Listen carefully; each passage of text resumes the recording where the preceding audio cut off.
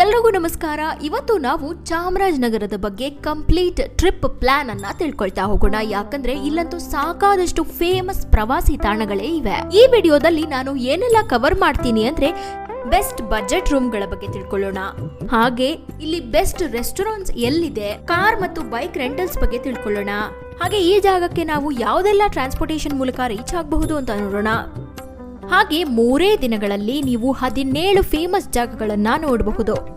ಈ ಜಾಗಗಳ ಬಗ್ಗೆ ಎಲ್ಲ ಕಂಪ್ಲೀಟ್ ಇನ್ಫಾರ್ಮೇಶನ್ ಅನ್ನ ಈ ವಿಡಿಯೋದಲ್ಲಿ ನಾನು ಕವರ್ ಮಾಡ್ತೀನಿ. ಆದ್ರಿಂದಾಗಿ ಈ ಅಲ್ಟಿಮೇಟ್ ಟ್ರಿಪ್ ಪ್ಲಾನ್ ನಿಮ್ಗೆ ತುಂಬಾನೇ ಉಪಯುಕ್ತವಾಗುತ್ತೆ. ಹಾಗಾಗಿ ಈ ವಿಡಿಯೋನ ನಿಮ್ಮ ಫ್ರೆಂಡ್ಸ್ ಅಂಡ್ ಫ್ಯಾಮಿಲಿಗೆ ಶೇರ್ ಮಾಡಕ್ಕೆ ಮಿಸ್ ಮಾಡಬೇಡಿ. ಮತ್ತು ಇಂತಹ ಮತ್ತೊಂದಷ್ಟು ವಿಡಿಯೋಗಳಿಗಾಗಿ ಸುತ್ತಾಡು ಮಗ ಚಾನೆಲ್ಗೆ ಸಬ್ಸ್ಕ್ರೈಬ್ ಆಗೋದಕ್ಕೆ ಮಿಸ್ ಮಾಡಲೇಬೇಡಿ. ಬೆಂಗಳೂರಿಂದ ಅದು ಚಾಮರಾಜನಗರಕ್ಕೆ 174 ಕಿಲೋಮೀಟರ್ಸ್ ಆಗುತ್ತೆ. ಹಾಗೆ ಇಲ್ಲಿಗೆ ನೀವು ಕಾರ್ಗಳು ಮತ್ತು ಬೈಕ್ಗಳ ಮೂಲಕ ರೀಚ್ ಆಗಬಹುದು ಅಥವಾ ಬಸ್ಗಳ ಮೂಲಕ ಕೂಡ ರೀಚ್ ಆಗಬಹುದು. ಕೆಂಗೇರಿ ಸ್ಯಾಟಲೈಟ್ ಟೌನ್ ಇಂದ ಡೈರೆಕ್ಟ್ ಬಸ್ಸು ನಿಮಗೆ ಚಾಮರಾಜನಗರಕ್ಕೆ ಇದೆ. ಹಾಗೆ ಟೈಮಿಂಗ್ಸ್ ಅನ್ನ ನೀವು ಗೂಗಲ್ ಮ್ಯಾಪ್ಸ್ ಅಲ್ಲಿ ತಿಳ್ಕೊಳ್ಬಹುದು. ಯಾವಾಗ ಬಸ್ಸು ಬರುತ್ತೆ ಅಂತ ಕೂಡ ನಮಗೆ ಗೂಗಲ್ ಮ್ಯಾಪ್ಸ್ ಅಲ್ಲಿ ತಿಳಿಯುತ್ತೆ. ಹಾಗೆ ಮೆಜೆಸ್ಟಿಕ್ ಇಂದ ಕೂಡ ಡೈರೆಕ್ಟ್ ಬಸ್ಗಳು ಚಾಮರಾಜನಗರಕ್ಕೆ ಹೋಗ್ತಾನೆ ಇರ್ತವೆ. ಹಾಗೆ ಇಲ್ಲಿಗೆ ಟೈಮಿಂಗ್ ಅನ್ನ ನೀವು ಗೂಗಲ್ ಮ್ಯಾಪ್ಸ್ ಅಲ್ಲಿ ಚೆಕ್ ಮಾಡಿ. ಬಸ್ಸು ಎಷ್ಟೊತ್ತಿಗೆ ಬರುತ್ತೆ ಅಂತ ತಿಳ್ಕೊಳ್ಳೋದ್ರಿಂದ ನಮಗೆ ಟ್ರಾವೆಲ್ ಮಾಡ್ಲಿಕ್ಕೆ ಈಸಿ ಆಗುತ್ತೆ. ಟ್ರೈನ್ ಮೂಲಕ ಹೋಗ್ತಾ ಇದ್ದೀರಾ ಅಂದ್ರೆ ಕೂಡ ನಿಮಗೆ ಮೆಜೆಸ್ಟಿಕ್ ಇಂದ ಡೈರೆಕ್ಟ್ ಆಗಿ ಚಾಮರಾಜನಗರಕ್ಕೆ ಟ್ರೈನ್ ಅವೈಲೇಬಲ್ ಇರುತ್ತೆ. ಬೆಳಗ್ಗೆ 7 ಗಂಟೆಗೊಂದು, ಹಾಗೆ 11:15 ಮತ್ತು 3 ಗಂಟೆ ಮತ್ತು ಸಾಯಂಕಾಲ 7 ಗಂಟೆಗೆ ಟ್ರೈನ್ಗಳು ಇರುತ್ತೆ. ಫಸ್ಟ್ ಡೇ ನೀವು ಬೆಳಗ್ಗೆನೆ ಚಾಮರಾಜನಗರಕ್ಕೆ ಹೊರಟ್ಬಿಟ್ರೆ ಬೇಗ ಹೋಗಿ ರೀಚ್ ಆಗ್ತೀರಾ. ಆಗ ಮೊದಲನೇದಾಗಿ ನೀವು ಭೇಟಿ ನೀಡಬೇಕಾಗಿರುವಂತಹ ಸ್ಥಳ ಅಂದ್ರೆ ಅದು ಚಾಮರಾಜೇಶ್ವರ ದೇವಸ್ಥಾನ. ಚಾಮರಾಜನಗರಕ್ಕೆ ನೀವು ರೀಚ್ ಆದ್ಮೇಲೆ ನೀವೇನಾದ್ರೂ ರೂಮ್ಸ್ ಅನ್ನ ಬುಕ್ ಮಾಡ್ಕೊಂಡಿದ್ರೆ ಅಲ್ಲಿಗೆ ನೀವು ಹೋಗ್ಬಿಟ್ಟು ಸ್ವಲ್ಪ ರೆಸ್ಟ್ ಮಾಡಿ ನಂತರ ಚಾಮರಾಜೇಶ್ವರ ದೇವಸ್ಥಾನಕ್ಕೆ ಭೇಟಿ ನೀಡಿ. ತುಂಬಾ ಹಿಂದೆಯಂತೂ ಚಾಮರಾಜನಗರ ಮೈಸೂರಿಗೆನೆ ಸೇರ್ಕೊಂಡಿತ್ತು. ಆದ್ರೆ 1998ರಲ್ಲಿ ಮೈಸೂರಿನಿಂದ ಬೇರ್ಪಡಿಸಿ ಚಾಮರಾಜನಗರನ ಒಂದು ಸ್ವತಂತ್ರ ಜಿಲ್ಲೆಯಾಗಿ ಮಾಡಲಾಯಿತು. ಹಾಗೆ ಮೈಸೂರಿನ ಅರಸರಾದಂತಹ ಮುಮ್ಮಡಿ ಕೃಷ್ಣರಾಜ ಒಡೆಯರವರ ತಂದೆ ಚಾಮರಾಜ ಒಡೆಯರವರು ಇದೇ ಸ್ಥಳದಲ್ಲಿ ಹುಟ್ಟಿದ್ದು. ಅದೇ ಕಾರಣಕ್ಕಾಗಿ ಮುಮ್ಮಡಿ ಕೃಷ್ಣರಾಜ ಒಡೆಯರವರು ಅವರ ತಂದೆಯ ಸ್ಮರಣಾರ್ಥಕವಾಗಿ 1818ರಲ್ಲಿ ಈ ಸ್ಥಳಕ್ಕೆ ಚಾಮರಾಜನಗರ ಅಂತ ಹೆಸರಿಸಿದ್ರು ಮತ್ತು ಅವರ ಹೆಸರಲ್ಲಿ ಒಂದು ದೇವಾಲಯವನ್ನು ಕೂಡ ಕಟ್ಟಿಸಿದ್ರು. ಈ ದೇವಾಲಯದಲ್ಲಿ ನಾವು ಶಿವನ ದರ್ಶನವನ್ನ ಪಡ್ಕೊಳ್ಬಹುದು. ಇಲ್ಲಿರುವಂತಹ ಶಿವಲಿಂಗ ಶೃಂಗೇರಿಯಿಂದ ತರಿಸಿ ಇಲ್ಲಿ ಪ್ರತಿಷ್ಠಾಪನೆ ಮಾಡಿರೋದು. ಮುಮ್ಮಡಿ ಕೃಷ್ಣರಾಜ ಒಡೆಯರವರು ಶೃಂಗೇರಿಯಲ್ಲಿರುವಂತಹ ಒಬ್ಬ ಸ್ವಾಮೀಜಿಯನ್ನ ಕೇಳ್ಕೊಂಡಾಗ ಅವರು ಶೃಂಗೇರಿಯಲ್ಲಿ ಇದ್ದಂತಹ ನರ್ಮದಾ ಲಿಂಗವನ್ನ ಚಾಮರಾಜನಗರ ದೇವಾಲಯದಲ್ಲಿ ಪ್ರತಿಷ್ಠಾಪನೆ ಮಾಡಿಸಿ ಅಂತ ಹೇಳ್ತಾರೆ. ಆ ಶೃಂಗೇರಿಯ ಸ್ವಾಮಿಗಳೇ ಈ ದೇವಾಲಯಕ್ಕೆ ರಾಜತ್ವ ಮತ್ತು ಈಶ್ವರತ್ವ ಸೇರಿ ಚಾಮರಾಜೇಶ್ವರ ಅಂತ ಹೆಸರಿಸಿ ಅಂತ ಹೇಳ್ತಾರೆ. ಆಗ್ಲಿಂದಾನೇ ಮುಮ್ಮಡಿ ಕೃಷ್ಣರಾಜ ಒಡೆಯರವರು ಈ ದೇವಾಲಯಕ್ಕೆ ಚಾಮರಾಜೇಶ್ವರ ದೇವಾಲಯ ಅಂತ ಹೆಸರಿಸಿದ್ರು. ಹಾಗೆ ಮತ್ತೊಂದೇನು ಅಂದ್ರೆ ಮುಮ್ಮಡಿ ಕೃಷ್ಣರಾಜ ಒಡೆಯರವರ ಕನಸಲ್ಲಿ ಪಾರ್ವತಿ ದೇವಿ ಬಂದು ನನ್ನನ್ನು ಕೂಡ ಈ ದೇವಾಲಯದಲ್ಲಿ ಪ್ರತಿಷ್ಠಾಪನೆ ಮಾಡು ಅಂತ ಹೇಳ್ತಾಳೆ. ಆಗ ಮುಮ್ಮಡಿ ಕೃಷ್ಣರಾಜ ಒಡೆಯರವರು ಮಂಡಕಹಳ್ಳಿ ಎಂಬ ಒಂದು ಸ್ಥಳದಿಂದ ಪಾರ್ವತಿ ದೇವಿಯ ವಿಗ್ರಹವನ್ನ ತಂದು ಇಲ್ಲಿ ಪ್ರತಿಷ್ಠಾಪನೆ ಮಾಡಿಸ್ತಾರೆ. ಹಾಗೆ ಆಗ್ಲಿಂದ ಈ ದೇವಿಯನ್ನ ಇಲ್ಲಿ ಕೆಂಪನಂಜಾಂಬ ಎಂದು ಪೂಜಿಸ್ತಾರೆ. ಹಾಗೆ ಈ ದೇವಾಲಯದಲ್ಲಿ ನಾವು ತಾಯಿ ಚಾಮುಂಡೇಶ್ವರಿಯ ದರ್ಶನವನ್ನು ಕೂಡ ಪಡ್ಕೊಳ್ಬಹುದು. ಈ ದೇವಾಲಯದ ವಿಶೇಷತೆ ಏನು ಅಂದ್ರೆ ಮಕ್ಕಳಾಗಿಲ್ದೇ ಇರೋರು, ಮದುವೆ ಆಗಿಲ್ದೇ ಇರೋರು ಅಥವಾ ಇನ್ನು ಕೆಲಸ ಸಿಕ್ಕಿಲ್ದೇ ಇರೋರು ಈ ದೇವಾಲಯಕ್ಕೆ ಬಂದು ಹರಕೆಗಳನ್ನ ಕಟ್ಕೊಳ್ಳೋದ್ರಿಂದ ಅವರ ಇಷ್ಟಾರ್ಥಗಳೆಲ್ಲ ಸಿದ್ಧಿ ಆಗತ್ತೆ ಅಂತ ತುಂಬಾನೇ ನಂಬ್ತಾರೆ. ಹಾಗೆ ಇಲ್ಲಿ ಸ್ವಯಂ ಆದಿಶಕ್ತಿಯೇ ನೆಲೆಸಿರೋದ್ರಿಂದ ಹೆಣ್ಣು ಮಕ್ಕಳನ್ನ ಇವಳು ಯಾವಾಗ್ಲೂ ಹರಿಸ್ತಾಳೆ ಅಂತ ಒಂದು ನಂಬಿಕೆ ಇದೆ. ಅದೇ ಕಾರಣಕ್ಕಾಗಿ ಇಲ್ಲಿ ಸಾಕಾದಷ್ಟು ಹೆಣ್ಣು ಮಕ್ಕಳು ಬಂದು ಇವಳ ದರ್ಶನವನ್ನ ಪಡ್ಕೊಂಡು ಹೋಗ್ತಾರೆ. ಹಾಗೆ ನಮ್ಮೆಲ್ರಿಗೂ ಗೊತ್ತಿರೋ ಹಾಗೆ ಆಷಾಢ ಮಾಸದಲ್ಲಿ ಯಾವುದೇ ರೀತಿಯಾದಂತಹ ಶುಭ ಕಾರ್ಯಗಳು ನಡೆಯೋದಿಲ್ಲ. ಆದ್ರೆ ಚಾಮರಾಜೇಶ್ವರನ ರಥೋತ್ಸವ ಆಷಾಢ ಮಾಸದಲ್ಲೇ ನಡೆಯೋದು. ಇದು ಯಾಕೆ ಅಂದ್ರೆ ಚಾಮರಾಜ ಒಡೆಯರವರು ಆಷಾಢ ಮಾಸದ ಪೂರ್ವಾಷಾಢ ನಕ್ಷತ್ರದಲ್ಲಿ ಜನಿಸಿದ್ದು. ಹಾಗೆ ಇದೇ ದಿವಸದಂದು ಈ ದೇವಾಲಯನ ಕೂಡ ಸ್ಥಾಪನೆ ಮಾಡಲಾಯಿತು. ಇದೇ ಕಾರಣಕ್ಕಾಗಿ ಆಷಾಢ ಮಾಸದಲ್ಲಿ ಇಲ್ಲಿ ಚಾಮರಾಜೇಶ್ವರನ ರಥೋತ್ಸವ ನಡೆಯೋದು. ಹಾಗೆ ರಥೋತ್ಸವದ ದಿವಸದಂದು ಚಾಮರಾಜೇಶ್ವರನ ದರ್ಶನವನ್ನ ಪಡ್ಕೊಂಡು ರಥಕ್ಕೆ ಹಣ್ಣು ಮತ್ತು ದವಸ ಧಾನ್ಯಗಳನ್ನ ಎಸೆಯೋದ್ರಿಂದ ದಂಪತಿಗಳಿಗೆ ಸಂತಾನ ಭಾಗ್ಯ ದೊರೆಯುತ್ತೆ ಅಂತ ನಂಬಲಾಗುತ್ತೆ. ಈ ದೇವಾಲಯ ಅಂತೂ ಚಾಮರಾಜನಗರದಿಂದ ಕೇವಲ 800 ಮೀಟರ್ಸ್ ದೂರದಲ್ಲಿದೆ. ಇದಾದ್ಮೇಲೆ ನೀವು ಕೇವಲ 650 ಮೀಟರ್ಸ್ ದೂರ ಇರುವಂತಹ ಶ್ರೀ ಕೊಳದ ಗಣಪತಿ ದೇವಾಲಯಕ್ಕೆ ಭೇಟಿ ನೀಡಬೇಕು. ಹಾಗೆ ಈ ದೇವಾಲಯ ಕೂಡ ಚಾಮರಾಜನಗರದಲ್ಲಿ ತುಂಬಾನೇ ಫೇಮಸ್. ಇಲ್ಲಿರುವಂತಹ ಗಣಪತಿಯ ವಿಗ್ರಹ ಇಲ್ಲೇ ಇರುವಂತಹ ಒಂದು ಕೊಳದಲ್ಲಿ ಸಿಕ್ಕಿದ್ರಿಂದ ಈ ದೇವಾಲಯಕ್ಕೆ ಕೊಳದ ಗಣಪತಿ ದೇವಾಲಯ ಅಂತಾನೆ ಕರೆಯಲಾಗುತ್ತೆ. ಈ ದೇವಾಲಯದ ಎದುರುಗಡೆನೆ ನಾವು ಒಂದು ಕೊಳವನ್ನ ನೋಡಬಹುದು. ಅಲ್ಲಿ ನೀವು ನಿಮ್ಮ friends and family quality time ಅನ್ನ ಸ್ಪೆಂಡ್ ಮಾಡಬಹುದು. ಹಾಗೆ ಇಲ್ಲಿರುವಂತಹ ಗಣಪತಿ ತುಂಬಾನೇ ಪವರ್ಫುಲ್ ಅಂತ ನಂಬಲಾಗುತ್ತೆ. ಇವನು ನಮ್ಮ ಇಷ್ಟಾರ್ಥಗಳನ್ನೆಲ್ಲ ತುಂಬಾ ಬೇಗ ಈಡೇರಿಸ್ತಾನೆ ಅಂತ ನಂಬಲಾಗುತ್ತೆ. ಈ ದೇವಾಲಯಕ್ಕೆ ಭೇಟಿ ನೀಡಿ ನಂತರ ನೀವು 3.9 ಕಿಲೋಮೀಟರ್ಗಳಷ್ಟು ದೂರ ಇರುವ ಕರಿವರದರಾಜಸ್ವಾಮಿ ದೇವಾಲಯಕ್ಕೆ ಭೇಟಿ ನೀಡಬಹುದು. ಈ ಕರಿವರದರಾಜಸ್ವಾಮಿ ದೇವಾಲಯ ಅಂತೂ ತುಂಬಾನೇ ಶ್ರೇಷ್ಠವಾದದ್ದು. ಇದು ಸುಮಾರು 400 ವರ್ಷಗಳಷ್ಟು ಹಿಂದಿನ ದೇವಾಲಯ. ಈ ದೇವಾಲಯಕ್ಕೆ ಯಾಕೆ ಕರಿವರದರಾಜಸ್ವಾಮಿ ದೇವಾಲಯ ಅಂತ ಕರೀತಾರೆ ಅಂದ್ರೆ, ತುಂಬಾ ಹಿಂದೆ ಇಲ್ಲಿ ಒಂದು ಕೆರೆ ಇತ್ತು. ಆ ಕೆರೆಯಲ್ಲಿ ಸಾಕಾದಷ್ಟು ತಾವರೆ ಹೂಗಳು ಬಿಟ್ಟಿದ್ವು. ಹಾಗೆ ಇಲ್ಲಿಗೆ ಒಂದು ಆನೆ ಬರುತ್ತೆ. ಆ ಆನೆಗೆ ಒಂದ್ಸಲ ಕಾಲು ಜಾರ್ಬಿಡುತ್ತೆ. ಹಾಗೆ ಆ ಕೆರೆ ಒಳಗಡೆ ಬಿದ್ದು ಹೋಗುತ್ತೆ. ಅದಕ್ಕೆ ಎಷ್ಟೇ ಪ್ರಯತ್ನ ಪಟ್ಟರು ಆಚೆ ಬರೋಕೆ ಆಗ್ತಾ ಇರೋದಿಲ್ಲ. ಆಗ ಆ ಆನೆ ವರದರಾಜ ಸ್ವಾಮಿಯನ್ನ ನೆನೆಸ್ಕೊಳ್ಳುತ್ತೆ, ಅಂದ್ರೆ ವಿಷ್ಣುವನ್ನ ನೆನೆಸ್ಕೊಳ್ಳುತ್ತೆ. ಆಗ ವರದರಾಜ ಸ್ವಾಮಿ ಅಲ್ಲಿ ಬಂದು ಆ ಆನೆಯನ್ನ ಕಾಪಾಡ್ತಾನೆ. ಆಗ್ಲಿಂದ ಈ ಸ್ಥಳಕ್ಕೆ ಕರಿ ವರದರಾಜ ಸ್ವಾಮಿ ದೇವಾಲಯ ಅಂತಾನೆ ಹೆಸರು ಬಂತು. ಕರಿ ಅಂದ್ರೆ ಸಂಸ್ಕೃತ ಭಾಷೆಯಲ್ಲಿ ಆನೆ ಅಂತ. ಇಲ್ಲಿ ಮತ್ತೊಂದು ವಿಚಿತ್ರ ಏನು ಅಂದ್ರೆ, ಕಾಗೆಗಳು ಇಲ್ಲಿ ಒಂದು ಕೂಡ ಕಾಣೋದಿಲ್ಲ. ಯಾಕೆ ಅಂದ್ರೆ ತುಂಬಾ ಹಿಂದೆ ಇಲ್ಲಿ ಋಷಿಮುನಿಗಳು ಯಜ್ಞ ಯಾಗಾದಿಗಳನ್ನ ಮಾಡ್ತಿದ್ರು. ಆಗ ರಾಕ್ಷಸರು ಅದನ್ನ ಭಗ್ನಗೊಳಿಸ್ಲಿಕ್ಕೆ ಬಂದಿರ್ತಾರೆ. ಆಗ ಋಷಿಮುನಿಗಳು ಆ ರಾಕ್ಷಸರನ್ನೆಲ್ಲ ಕಾಗೆಗಳಾಗಿ ಹೋಗಿ ಅಂತ ಶಾಪ ಕೊಟ್ಟಿರ್ತಾರೆ. ಆಗ್ಲಿಂದ ಇಲ್ಲಿ ಕಾಗೆಗಳು ಬರೋದೇ ಇಲ್ಲ ಅಂತ ಇಲ್ಲಿನ ಜನರು ನಂಬ್ತಾರೆ. ಅಕಸ್ಮಾತ್ ಕಾಗೆಗಳು ಬಂದ್ರೆ ಇಲ್ಲಿ ಏನೋ ಕೆಟ್ಟದು ಸಂಭವಿಸುತ್ತೆ ಅಂತ ನಂಬಲಾಗುತ್ತೆ. ಹಾಗೆ ಇಲ್ಲಿಗೆ ಹೋದಾಗ ನೀವು ಟ್ರೆಕ್ಕಿಂಗ್ ತರ ಏನಿರೋದಿಲ್ಲ. ಇದು ಮೆಟ್ಲುಗಳನ್ನ ಅವರೇ ನಿರ್ಮಾಣ ಮಾಡಿದ್ದಾರೆ. ಅದರ ಮೂಲಕ ನೀವು ಬೆಟ್ಟದ ಮೇಲೆ ಹೋಗಿ ದೇವಾಲಯದಲ್ಲಿ ದೇವರ ದರ್ಶನವನ್ನ ಪಡ್ಕೊಳ್ಬಹುದು. ಈ ದೇವಾಲಯವನ್ನ ನೋಡಾದ್ಮೇಲೆ ನೀವು 16 ಕಿಲೋಮೀಟರ್ಗಳಷ್ಟು ದೂರ ಇರುವ ಸುವರ್ಣವತಿ ಡ್ಯಾಮ್ಗೆ ರೀಚ್ ಆಗಿ. ಸುವರ್ಣವತಿ ನದಿಯನ್ನಂತೂ ಚಾಮರಾಜನಗರದ ಜೀವ ನದಿ ಅಂತಾನೆ ಕರೆಯಲಾಗುತ್ತೆ. ಹಾಗೆ ಈ ಸುವರ್ಣವತಿ ಡ್ಯಾಮ್ ಅನ್ನ 1977ರಲ್ಲಿ ನಿರ್ಮಿಸಲಾಯಿತು. ಈ ಜಲಾಶಯ ಅಂತೂ ತುಂಬಾನೇ ವಿಶಾಲವಾಗಿದ್ದು ಸಾಕಾದಷ್ಟು ಪ್ರವಾಸಿಗರನ್ನ ಆಕರ್ಷಿಸುತ್ತೆ. ಮತ್ತೊಂದೇನು ಅಂದ್ರೆ, ಈ ಡ್ಯಾಮ್ ಅನ್ನ ನಿರ್ಮಾಣ ಮಾಡ್ಲಿಕ್ಕೆ ಸುಮಾರು 2 ಕೋಟಿ ರೂಪಾಯಿ ಬೇಕಾಯಿತು. ಚಾಮರಾಜನಗರಕ್ಕೆ ಬಂದಾಗಂತೂ ಈ ಸುವರ್ಣವತಿ ಡ್ಯಾಮ್ಗಂತೂ ನೀವು ಭೇಟಿ ನೀಡಲೇಬೇಕು. ಈ ಡ್ಯಾಮ್ ಅನ್ನ ನೋಡಾದ್ಮೇಲೆ ಇಲ್ಲಿಂದ ಕೇವಲ 7.2 ಕಿಲೋಮೀಟರ್ಸ್ ದೂರ ಇರುವಂತಹ ಚಿಕ್ಕೋಳೆ ಡ್ಯಾಮ್ಗೆ ನೀವು ರೀಚ್ ಆಗಬೇಕು.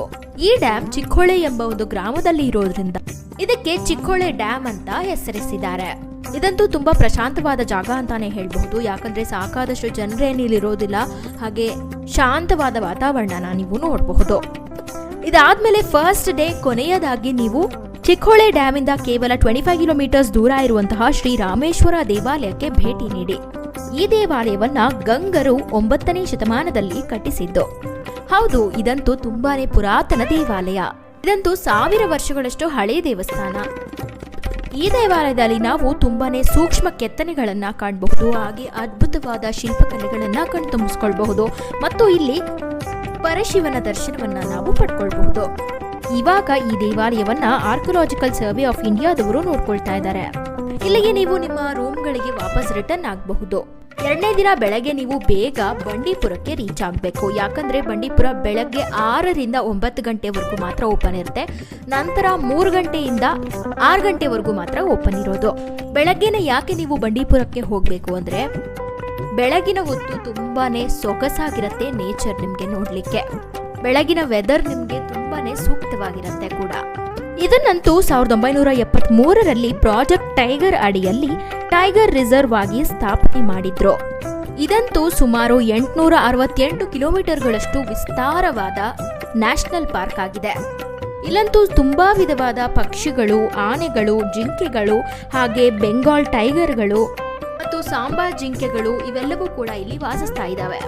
ಇದಕ್ಕಿಂತ ಮುಂಚೆ ಮೈಸೂರಿನ ಮಹಾರಾಜರು ಈ ಸ್ಥಳದಲ್ಲಿ 90 ಕಿಲೋಮೀಟರ್ಗಳಷ್ಟು ಜಾಗದಲ್ಲಿ ವೇಣುಗೋಪಾಲ ವೈಲ್ಡ್ ಲೈಫ್ ಪಾರ್ಕ್ ಅಂತ ಹೇಳಿ 1931ರಲ್ಲಿ ನಿರ್ಮಿಸಿದ್ರು.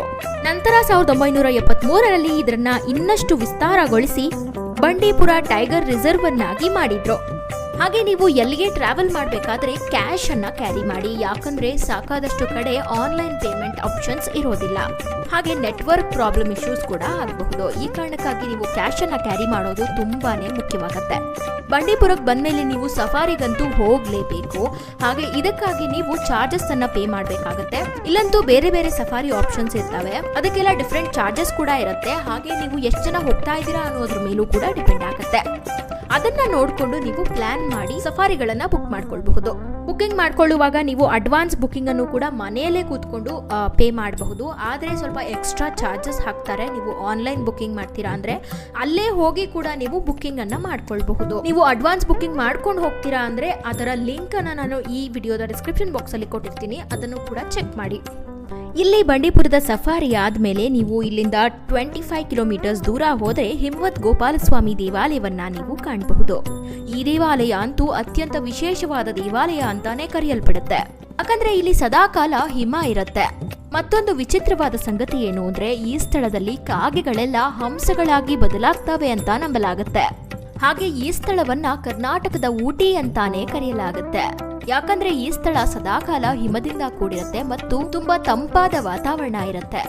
ಈ ದೇವಾಲಯದಲ್ಲಿರುವ ವೇಣುಗೋಪಾಲ ಸ್ವಾಮಿ ವಿಗ್ರಹವನ್ನ ಸ್ವಯಂ ಅಗಸ್ತ್ಯ ಮುನಿಗಳೇ ಪ್ರತಿಷ್ಠಾಪನೆ ಮಾಡಿದ್ದಾರೆ.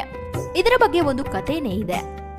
ಅದೇನು ಅಂದ್ರೆ ದ್ವಾಪರ ಯುಗದಲ್ಲಿ ಹಿಮವಂತ ಪರ್ವತದ ಮಗಳಾದ ಗಿರಿಜೆಯ ಕಲ್ಯಾಣ ಶಿವನೊಂದಿಗೆ ನಡೀತಾ ಇರುತ್ತೆ. ಆಗ ಆ ಸ್ಥಳಕ್ಕೆ ಎಲ್ಲಾ ದೇವಾನುದೇವತೆಗಳು ಮತ್ತು ಋಷಿ ಮುನಿಗಳು ಸೇರಿರ್ತಾರೆ. ಇವರೆಲ್ಲ ಒಂದೇ ಕಡೆ ಸೇರಿರೋದ್ರಿಂದ ಭೂಮಿಗೆ ಅಸಮತೋಲನ ಉಂಟಾಗತ್ತೆ. ಇದಕ್ಕಾಗಿ ಅದು ಒಂದೇ ಕಡೆ ವಾಲ್ಬಿಡತ್ತೆ. ಆಗ ದೇವಾನುದೇವತೆಗಳೆಲ್ಲ ಈ ಅಸಮತೋಲನವನ್ನ ಸರಿಗೊಳಿಸ್ಲಿಕ್ಕೆ ಈ ಭಾರಕ್ಕೆ ಸಮನಾಗಿರುವಂತಹ ಅಗಸ್ತ್ಯ ಮುನಿಗಳನ್ನ ದಕ್ಷಿಣಕ್ಕೆ ತೆರಳಿ ಅಲ್ಲಿ ವಾಸ ಮಾಡಬೇಕು ಅಂತ ಹೇಳ್ತಾರೆ. ಹೀಗ್ ಮಾಡೋದ್ರಿಂದ ಭೂಮಿ ತನ್ನ ಸಮತೋಲನವನ್ನು ಮರಳಿ ಪಡೆಯುತ್ತೆ ಅಂತ ಹೇಳ್ತಾರೆ. ಅದಕ್ಕಾಗಿ ಅಗಸ್ತ್ಯ ಮುನಿಗಳು ಒಪ್ಕೊಂಡು ದಕ್ಷಿಣಕ್ಕೆ ತೆರಳುತ್ತಾರೆ. ಆಗ ಅವರು ಈಗ ಇರುವ ಹಿಮವದ್ ಗೋಪಾಲಸ್ವಾಮಿ ಬೆಟ್ಟದ ಮೇಲೆ ಕೂತ್ಕೊಂಡು ವಿಷ್ಣುವನ್ನ ಕುರಿತು ತಪಸ್ಸನ್ನ ಮಾಡ್ತಾರೆ. ಆಗ ಅವನನ್ನ ಕೇಳ್ಕೊಳ್ತಾರೆ, ನೀನು ನಿನ್ನ ಕುಟುಂಬದ ಸಮೇತ ಇಲ್ಲಿ ಬಂದು ನೆಲೆಸು ಮತ್ತು ಕಲಿಯುಗದಲ್ಲಿ ಜನರಿಗೆಲ್ಲ ಹರಿಸುವಂತ ಪ್ರಾರ್ಥಿಸ್ತಾರೆ.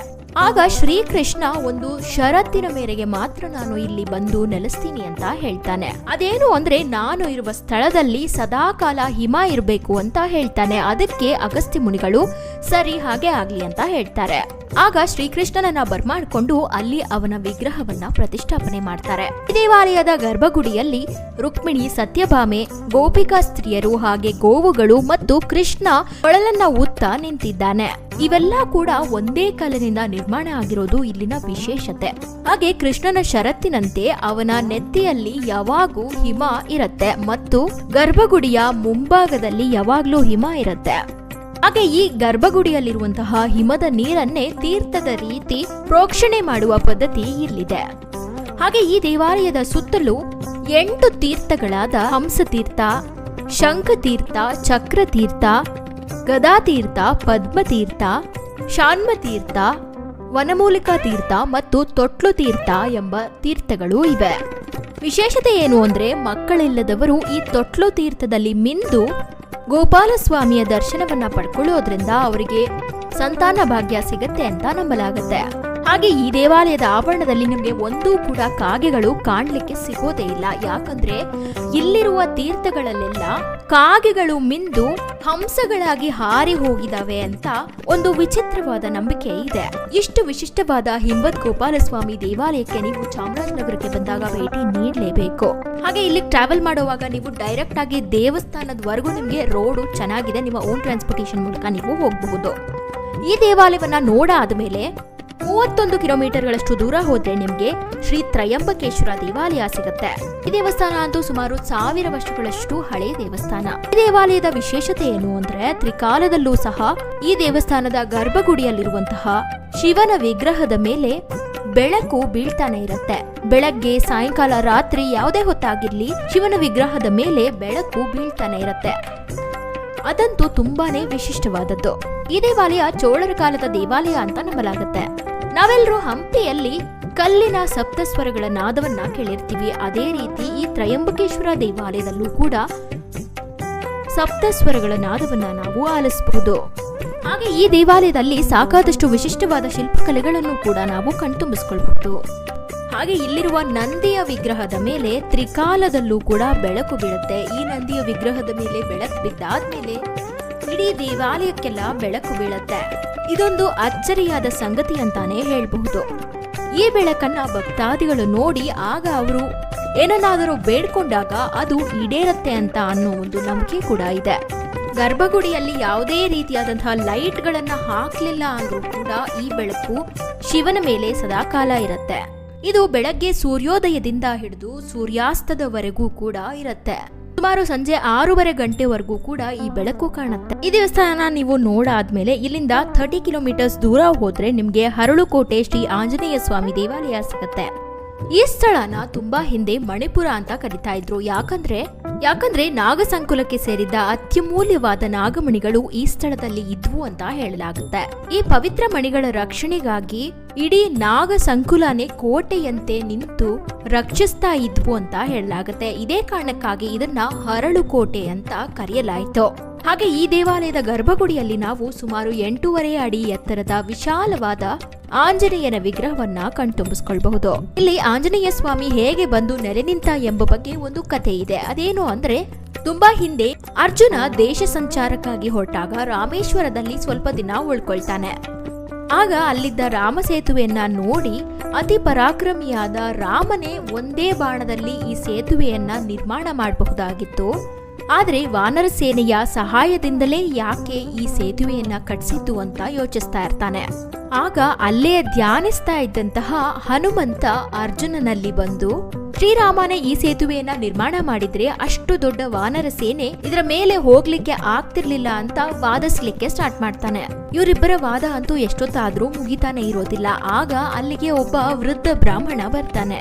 ಆಗ ಆ ಬ್ರಾಹ್ಮಣ ಇಲ್ಲಿ ನಡೆದಂತಹ ವಿಷಯವನ್ನೆಲ್ಲ ಕೇಳಿ, ಅರ್ಜುನ, ನೀನು ಒಂದು ಬಾಣದಿಂದ ಸೇತುವೆಯನ್ನ ಮಾಡು, ಹಾಗೆ ಹನುಮಂತ ನೀನು ನಿನ್ನ ಬಲದಿಂದ ಒಂದು ಸೇತುವೆಯನ್ನ ನಿರ್ಮಾಣ ಮಾಡು ಅಂತ ಹೇಳ್ತಾರೆ. ನೀವಿಬ್ಬರು ನಿರ್ಮಿಸಿದ ಸೇತುವೆಯಲ್ಲಿ ಯಾರ ಸೇತುವೆ ಶ್ರೇಷ್ಠ ಎಂದು ನಾನು ಹೇಳ್ತೀನಿ ಅಂತ ಹೇಳ್ತಾರೆ. ಆಗ ಅರ್ಜುನ ದಿಢೀರನೆ ತನ್ನ ಬಾಣವನ್ನ ಹೂಡಿ ಒಂದು ಸೇತುವೆಯನ್ನ ನಿರ್ಮಾಣ ಮಾಡೇ ಬಿಡ್ತಾನೆ. ಆಗ ಆ ಬ್ರಾಹ್ಮಣ, ಹನುಮ, ನೀನು ಈಗ ಆ ಸೇತುವೆ ಮೇಲೆ ನಡಿ ಅಂತ ಹೇಳ್ತಾನೆ. ಆಗ ಹನುಮಂತ ಆ ಸೇತುವೆಯ ಮೇಲೆ ನಿಂತು ತನ್ನ ಬೃಹದಾಕಾರವನ್ನ ತೋರ್ಪಡಿಸಿ ಅದರ ಮೇಲೆ ಕುಣಿಯಲು ಆರಂಭಿಸ್ತಾನೆ. ಎಷ್ಟೇ ಕುಣಿದ್ರೂ ಸಹ ಆ ಸೇತುವೆಗೆ ಏನೂ ಆಗೋದಿಲ್ಲ, ಒಂಚೂರು ಕೂಡ ಅಲುಗಾಡೋದಿಲ್ಲ. ಆಗಂತೂ ಹನುಮಾರ್ಜುನರಿಗೆ ತುಂಬಾನೇ ಆಶ್ಚರ್ಯವಾಗತ್ತೆ. ಆಗ ಅವರು ಆ ಬ್ರಾಹ್ಮಣ ಆಚಾರ್ಯರನ್ನ ಕಂಡ ತಕ್ಷಣವೇ ವಿಷ್ಣುವಿನ ದರ್ಶನ ಆಗತ್ತೆ. ಆಗ ವಿಷ್ಣು ರಾಮನಾಗಿ ಹನುಮನ ಹಿಂದೆ ಮತ್ತು ಕೃಷ್ಣನಾಗಿ ಅರ್ಜುನನ ಹಿಂದೆ ಸದಾಕಾಲ ನೆಲೆಸಿರ್ತೀನಿ ಅಂತ ಹೇಳ್ತಾನೆ. ಈ ಕಾರಣಕ್ಕಾಗಿನೇ ಇವರಿಬ್ಬರೂ ನಿರ್ಮಿಸಿದ ಸೇತುವೆ ಒಂದೇ ಅಂಶದಿಂದ ಕೂಡಿದೆ ಎಂದು ಹೇಳ್ತಾನೆ. ಈಗ ನಿಜ ದರ್ಶನವಾಗಿದ್ರಿಂದ ಹನುಮಂತನಿಗೆ ಅರ್ಜುನನ ಮೇಲೆ ಪ್ರೀತಿ ಉಂಟಾಗುತ್ತೆ.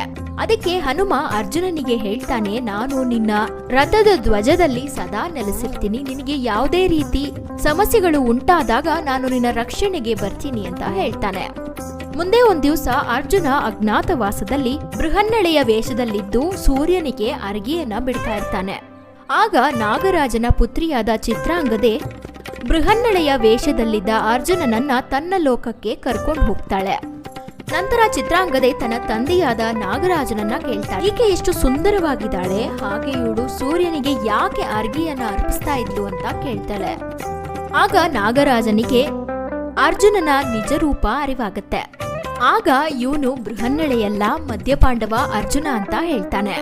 ಆಗ ಪಾರ್ಥ ಮತ್ತು ಚಿತ್ರಾಂಗದೆ ಇಬ್ರು ಮೆಚ್ಚಿ ಗಾಂಧರ್ವ ವಿವಾಹವನ್ನ ಆಗ್ತಾರೆ. ಇವರಿಬ್ಬರ ಪ್ರೀತಿಯ ಫಲವಾಗಿ ಬಬ್ರುವಾಹನ ಈ ಮಣಿಪುರದಲ್ಲೇ ಜನಿಸಿದ ಅಂತ ಹೇಳಲಾಗುತ್ತೆ. ಮುಂದೆ ತನ್ನ ಸಂಸ್ಥಾನಕ್ಕೆ ಮರಳಿದ ಅರ್ಜುನನಿಗೆ ಸಂಪೂರ್ಣವಾಗಿ ತನ್ನ ಪತ್ನಿ ಮತ್ತು ಪುತ್ರನನ್ನ ಮರೆತು ಹೋಗ್ತಾನೆ. ನಂತರ ಕುರುಕ್ಷೇತ್ರ ಯುದ್ಧ ಕೂಡ ಗೆದ್ದಾದ್ಮೇಲೆ ಅರ್ಜುನ ಅಶ್ವಮೇಧ ಯಾಗವನ್ನ ಆಚರಿಸ್ತಾನೆ. ಭರತಖಂಡದ ಉತ್ತರ ಭಾಗವನ್ನೆಲ್ಲ ಸಂಚರಿಸಿದ ಆ ಅಶ್ವ ಮುಂದೆ ದಕ್ಷಿಣ ಭಾರತದೆಡೆಗೆ ಬಬ್ರುವಾಹನ ಇದ್ದಂತಹ ಸ್ಥಳವಾದ ಮಣಿಪುರಂ ಕಡೆಗೂ ಕೂಡ ಈ ಅಶ್ವ ಹೋಗುತ್ತೆ. ಬಬ್ರುವಾಹನ ಕೂಡ ಅರ್ಜುನನಂತೆಯೇ ಪರಾಕ್ರಮಿಯಾಗಿರ್ತಾನೆ. ಅದೇ ಕಾರಣಕ್ಕಾಗಿ ಆ ಅಶ್ವವನ್ನ ಅಲ್ಲೇ ತಡೆದು ನಿಲ್ಲಿಸ್ತಾನೆ. ಹಾಗೆ ಅರ್ಜುನನನ್ನ ಯುದ್ಧಕ್ಕೆ ಆಹ್ವಾನಿಸ್ತಾನೆ. ಆಗ ಅರ್ಜುನನಿಗೆ ಈ ಅಶ್ವವನ್ನ ಬಂಧಿಸಿದವನು ಯಾರು ಅಂತ ಯೋಚನೆ ಉಂಟಾಗತ್ತೆ. ಆಗ ತಾನೇ ಈ ಮಣಿಪುರಂಗೆ ಬರ್ತಾನೆ. ಆದ್ರೆ ಬಬ್ರುವಾಹನನನ್ನ ಕಂಡು ಹಿಡಿಲಿಕ್ಕೆ ಆಗೋದಿಲ್ಲ. ಹಾಗೆ ಬಬ್ರುವಾಹನನ ತಾಯಿಯನ್ನು ಕೂಡ ನಿಂದಿಸ್ತಾನೆ. ಇದರಿಂದಾಗಿ ಬಬ್ರುವಾಹನನಿಗೆ ತುಂಬಾನೇ ಕೋಪ ಉಂಟಾಗಿ ತನ್ನ ತಂದೆಯ ವಿರುದ್ಧನೇ ಯುದ್ಧ ಮಾಡ್ಲಿಕ್ಕೆ ಸ್ಟಾರ್ಟ್ ಮಾಡ್ತಾನೆ. ಆಗ ಅರ್ಜುನ ಕೃಷ್ಣನನ್ನು ಕೂಡ ನೆನೆಯದೆ ಯುದ್ಧಕ್ಕೆ ಇಳಿದು ಬಿಡ್ತಾನೆ. ಇದರಿಂದ ಹನುಮಂತನಿಗೆ ತುಂಬಾ ಕೋಪ ಉಂಟಾಗಿ ರಥಧ್ವಜದ ಮೇಲೆ ಯಾವಾಗ್ಲೂ ನೆಲೆಸಿದ್ದಂತಹ ಹನುಮಂತ ಅಲ್ಲಿಂದ ಹೊರಟು ಹೋಗ್ತಾನೆ. ಆಗ ಅರ್ಜುನನ ರಥದಿಂದ ಅಶ್ವಗಳೆಲ್ಲ ಮೂರ್ಛಿತಗೊಳ್ತಾವೆ. ಹಾಗೆ ರಥದಿಂದ ಅರ್ಜುನ ಕೂಡ ಕೆಳಗಡೆ ಬಿದ್ದೋಗ್ತಾನೆ. ಆಗ ಇದನ್ನ ಕಂಡ ಬಬ್ರುವಾಹನ, ನೀನು ಕೃಷ್ಣನನ್ನ ಮರೆತು ಈ ಯುದ್ಧಕ್ಕೆ ಬಂದಿದ್ಯಾ, ಹಾಗಾದ್ರೆ ನಿನ್ಗೆ ಸೋಲು ಖಚಿತ ಅಂತ ಹೇಳ್ತಾನೆ. ಆಗ ಚಿಂತಿತನಾದ ಅರ್ಜುನ ಪ್ರಾಯಶ್ಚಿತವಾಗಿ ಕೃಷ್ಣನನ್ನ ಬೇಡ್ಕೊಂಡು ಅವನನ್ನ ಕರೀತಾನೆ. ಕೃಷ್ಣ ಅರ್ಜುನನ ರಥಧ್ವಜದ ಮೇಲೆ ಹನುಮಂತ ಇಲ್ಲ ಅನ್ನೋದರ ಬಗ್ಗೆ ಹೇಳ್ತಾನೆ. ಇದು ನಿನ್ನ ಸೋಲಿನ ಸೂಚನೆ ಅಂತ ಹೇಳ್ತಾನೆ. ಇದೇ ಕ್ಷಣ ಅವನನ್ನ ಇಲ್ಲಿ ಸ್ಥಾಪಿಸಿ ಅವನ ಕೃಪೆಗೆ ಪಾತ್ರನಾಗು ಅಂತ ಕೂಡ ಹೇಳ್ತಾನೆ. ಅದೇ ಕ್ಷಣದಲ್ಲಿ ಅರ್ಜುನ ಈಗ ನೆಲೆಸಿರುವ ಹರಳುಕೋಟೆ ಆಂಜನೇಯನ ವಿಗ್ರಹವನ್ನ ಅಲ್ಲಿ ಪ್ರತಿಷ್ಠಾಪನೆ ಮಾಡ್ದ ಅಂತ ಹೇಳಲಾಗುತ್ತೆ. ಹಾಗಾಗಿನೇ ಈ ಹರಳುಕೋಟೆ ಆಂಜನೇಯನನ್ನ ಅರ್ಜುನ ಪ್ರತಿಷ್ಠಾ ಆಂಜನೇಯ ಅಂತ ಕೂಡ ಕರೆಯಲಾಗುತ್ತೆ. ಇದು ಈ ದೇವಾಲಯದ ವಿಶೇಷತೆಯಾಗಿತ್ತು. ಈ ದೇವಸ್ಥಾನನ ನೋಡಾದ್ಮೇಲೆ ನೀವು ಕೇವಲ 12 ಕಿಲೋಮೀಟರ್ಸ್ ದೂರ ಹೋದ್ರೆ ಶ್ರೀ ವೀರಭದ್ರೇಶ್ವರ ದೇವಾಲಯ ನಿಮ್ಗೆ ಸಿಗತ್ತೆ. ಈ ದೇವಾಲಯ ಅಂತೂ ಸುಮಾರು 1000 ವರ್ಷಗಳಷ್ಟು ಹಳೆಯದಾದ ದೇವಸ್ಥಾನ. ನಾಲ್ವಡಿ ಕೃಷ್ಣರಾಜ ಒಡೆಯರವರ ಪತ್ನಿ ಲಿಂಗರಾಜಮ್ಮಣ್ಣಿಯವರು ಈ ದೇವಾಲಯವನ್ನ ರೆನೋವೇಟ್ ಮಾಡಿಸಿದ್ರು ಅಂತ ಸಹ ಹೇಳಲಾಗುತ್ತೆ. ಈ ದೇವಾಲಯವನ್ನ ಚೋಳರ ಕಾಲದಲ್ಲಿ ಸ್ಥಾಪನೆ ಮಾಡಲಾಗಿತ್ತು. ಇಲ್ಲಿಗೆ ನಿಮ್ಮ 2ನೇ ದಿನದ ಪ್ರವಾಸ ಮುಗಿಯುತ್ತೆ. ನಿಮ್ಮ ರೂಮ್ಗೆ ನೀವು ವಾಪಸ್ ಆಗ್ಬೋದು, ಹಾಗೆ ರೆಸ್ಟ್ ಮಾಡಿ. ನಂತರ 3ನೇ ದಿವಸ ಬೆಳಗ್ಗೆ ನೀವು ಚಾಮರಾಜನಗರದಿಂದ ಕೇವಲ 30 ಕಿಲೋಮೀಟರ್ಸ್ ದೂರ ಇರುವಂತಹ ಶ್ರೀ ಕ್ಷೇತ್ರ ಕನಕಗಿರಿಗೆ ಭೇಟಿ ನೀಡಿ. ನಾವೆಲ್ಲರೂ ಸಾಮಾನ್ಯವಾಗಿ ಶ್ರವಣಬೆಳಗೊಳದಲ್ಲಿರುವಂತಹ ಜೈನ ಬಸದಿಯ ಬಗ್ಗೆ ಕೇಳಿರ್ತೀವಿ. ಹಾಗೆ ಅದೇ ರೀತಿ ಚಾಮರಾಜನಗರದಲ್ಲೂ ಕೂಡ ಒಂದು ಜೈನ ಬಸದಿ ಇದೆ. ಈ ದೇವಾಲಯಕ್ಕೆ ನೀವು ಕಾರ್ಗಳ ಮೂಲಕ ಬರ್ತಾ ಇದ್ದೀರಾ ಅಂದ್ರೆ ಖಂಡಿತವಾಗಿ ನೀವು ದೇವಸ್ಥಾನದವರೆಗೂ ಕಾರಲ್ಲಿ ಹೋಗ್ಬೋದು. ಅಥವಾ ನೀವು ಬೈಕ್ಗಳಲ್ಲಿ ಬರ್ತಾ ಇದ್ದೀರಾ ಅಂದ್ರೆ ಬೈಕ್ ಅನ್ನ ಇಲ್ಲಿ ಅಲೋ ಮಾಡೋದಿಲ್ಲ. ಅಲ್ಲೇ ಕೆಳಗಡೆ ಪಾರ್ಕಿಂಗ್ ಮಾಡಿಬಿಟ್ಟು ನೀವು ಮೇಲ್ವರೆಗೂ ನಡ್ಕೊಂಡು ಹೋಗ್ಬೇಕಾಗತ್ತೆ. ಅಷ್ಟೊಂದೇನು ನಡೆಯೋದಿರೋದಿಲ್ಲ, ಸ್ವಲ್ಪ ನಡೀಲೇಬೇಕಾಗತ್ತೆ. ಇಲ್ಲಿ ನಾವು ಒಂದು ಬೃಹತ್ ಗಾತ್ರದ ಗೊಮ್ಮಟೇಶ್ವರನ ವಿಗ್ರಹವನ್ನ ಕಾಣಬಹುದು. ಕ್ರಿಸ್ತಶಕ 2ನೇ ಶತಮಾನದಲ್ಲಿ ಕರ್ನಾಟಕದಲ್ಲಿ ಗಂಗರ ಆಳ್ವಿಕೆ ಸ್ಟಾರ್ಟ್ ಆಗತ್ತೆ. ಅನಂತರ ಕ್ರಿಸ್ತಶಕ 5 ಮತ್ತು 6ನೇ ಶತಮಾನದಲ್ಲಿ ಈ ಕನಕಗಿರಿಯಲ್ಲಿ ಜೈನ ಬಸದಿಗಳನ್ನ ನಿರ್ಮಾಣ ಮಾಡಿಸಿದ್ರು ಅಂತ ಹೇಳಲಾಗುತ್ತೆ. ಈ ದೇವಸ್ಥಾನಕ್ಕಂತೂ 1500 ವರ್ಷಗಳೇ ಆಗಿದೆ. ಹಾಗೆ ಇನ್ನೊಂದೇನು ಅಂದ್ರೆ ಜಗತ್ ಪ್ರಸಿದ್ಧ ಜೈನ ಬಸದಿಗಳಲ್ಲಿ ಇದು ಒಂದು ಚಿಕ್ಕ ಟ್ರೆಕ್ಕಿಂಗ್ ರೀತಿ ನಿಮ್ಗೆ ಆಗತ್ತೆ. ಈ ದೇವಾಲಯವನ್ನ ನೋಡಾದ್ಮೇಲೆ ಇಲ್ಲಿಂದ 29 ಕಿಲೋಮೀಟರ್ಗಳಷ್ಟು ದೂರ ಇರುವ ನಂಜನಗೂಡು ಶ್ರೀಕಂಠೇಶ್ವರ ದೇವಾಲಯಕ್ಕೆ ನೀವು ಭೇಟಿ ನೀಡಬೇಕು. ಈ ನಂಜನಗೂಡನ್ನ ದಕ್ಷಿಣ ಕಾಶಿ ಎಂದೇ ನಂಬಲಾಗುತ್ತೆ. ಈ ದೇವಾಲಯ ಕಪಿಲಾ ನದಿಯ ಬಲಭಾಗದಲ್ಲಿ ಇದೆ. ಈ ದೇವಾಲಯದ ಗೋಪುರ ಮತ್ತು ಹೊರಾಂಗಣವನ್ನೆಲ್ಲ ಮೈಸೂರಿನ ಅರಸರಾದ 3ನೇ ಕೃಷ್ಣರಾಜ ಒಡೆಯರವರ ಪತ್ನಿಯಾದ ದೇವರಾಜಮ್ಮಣ್ಣಿಯವರು ಕಟ್ಟಿಸಿದ್ರು ಅಂತ ಹೇಳಲಾಗುತ್ತೆ. ಈ ದೇವಾಲಯವನ್ನ ಕುರಿತು ಸಂಪೂರ್ಣ ಮಾಹಿತಿಯನ್ನ ನಾನು ಒಂದು ವಿಡಿಯೋನಲ್ಲಿ ಹೇಳಿದ್ದೀನಿ. ಆ ವಿಡಿಯೋದ ಲಿಂಕ್ ಅನ್ನ ಈ ವಿಡಿಯೋದ ಡಿಸ್ಕ್ರಿಪ್ಷನ್ ಬಾಕ್ಸ್ ಅಲ್ಲಿ ಕೊಟ್ಟಿರ್ತೀನಿ. ಅದನ್ನು ಕೂಡ ಚೆಕ್ ಮಾಡ್ಲಿಕ್ಕೆ ಮಿಸ್ ಮಾಡಬೇಡಿ. ಈ ದೇವಾಲಯವನ್ನ ನೋಡಾದ್ಮೇಲೆ ನೀವು ಇಲ್ಲಿಂದ 29 ಕಿಲೋಮೀಟರ್ಸ್ ದೂರ ಹೋದ್ರೆ ನಿಮ್ಗೆ ಶ್ರೀ ಗುಂಜಾ ನರಸಿಂಹಸ್ವಾಮಿ ದೇವಾಲಯ ಸಿಗತ್ತೆ. ಈ ದೇವಾಲಯಕ್ಕಂತೂ ಕಾಶಿಗೆ ಇರುವಷ್ಟೇ ಮಹತ್ವ ಇದೆ ಅಂತ ಹೇಳಲಾಗುತ್ತೆ. ಅದಕ್ಕಾಗಿನೇ ಇದನ್ನ ದಕ್ಷಿಣ ಕಾಶಿ ಎಂದೇ ಕರೆಯಲಾಗುತ್ತೆ. ಯಾಕಂದ್ರೆ ಕಾಶಿಯಲ್ಲಿ ನಾವು ಹೇಗೆ ತ್ರಿವೇಣಿ ಸಂಗಮವನ್ನ ನೋಡ್ತೀವಿ, ಗುಂಜಾ ನರಸಿಂಹಸ್ವಾಮಿ ದೇವಾಲಯದ ಆವರಣದಲ್ಲೂ ಕೂಡ ನಾವು ತ್ರಿವೇಣಿ ಸಂಗಮವನ್ನ ಕಾಣಬಹುದು. ಈ ಪುಣ್ಯ ಸ್ಥಳದಲ್ಲೂ ಕೂಡ 3 ನದಿಗಳು ಸೇರ್ತವೆ. ಹಾಗೆ ಇಲ್ಲಿರುವಂತಹ ನರಸಿಂಹಸ್ವಾಮಿಯ ಕೈಯಲ್ಲಿ ಗುಲಗಂಜಿ ಇದೆ. ಈ ದೇವಾಲಯ ಅಂತೂ ತುಂಬಾನೇ ವಿಶಿಷ್ಟವಾದ ದೇವಾಲಯ ಅಂತಾನೆ ಕರೆಯಲಾಗುತ್ತೆ. ಈ ದೇವಾಲಯದ ಬಗ್ಗೆ ಸಂಪೂರ್ಣ ಮಾಹಿತಿಯನ್ನ ತಿಳ್ಕೊಳ್ಬೇಕು ಅಂದ್ರೆ ನಾನು ಅದನ್ನ ಒಂದು ವಿಡಿಯೋದಲ್ಲಿ ಹೇಳಿದ್ದೀನಿ. ಆ ವಿಡಿಯೋನ ಡಿಸ್ಕ್ರಿಪ್ಷನ್ ಬಾಕ್ಸ್ ಅಲ್ಲಿ ಕೊಟ್ಟಿರ್ತೀನಿ. ಅದನ್ನ ಚೆಕ್ ಮಾಡ್ಲಿಕ್ಕೆ ಮಿಸ್ ಮಾಡಲೇಬೇಡಿ.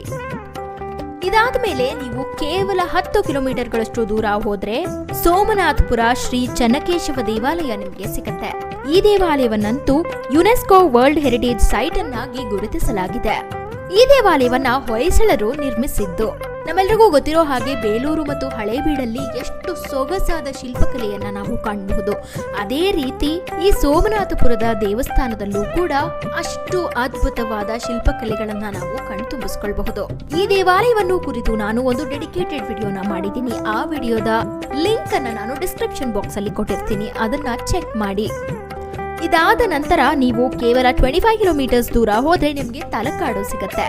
ಈ ದೇವಾಲಯವನ್ನ ವಿಜಯನಗರ ಸಾಮ್ರಾಜ್ಯದ ಅರಸರು ನಿರ್ಮಾಣ ಮಾಡಿದ್ದು. ಇಷ್ಟು ಪುರಾತನವಾದ ದೇವಾಲಯಗಳನ್ನ ನಾವು ನೋಡೋದೇ ತುಂಬಾ ಚೆನ್ನಾಗಿ ಅನ್ಸುತ್ತೆ. ತಲಕಾಡಿನ ಬಗ್ಗೆ ಕೂಡ ಸಂಪೂರ್ಣ ಮಾಹಿತಿಯನ್ನ ನಾನು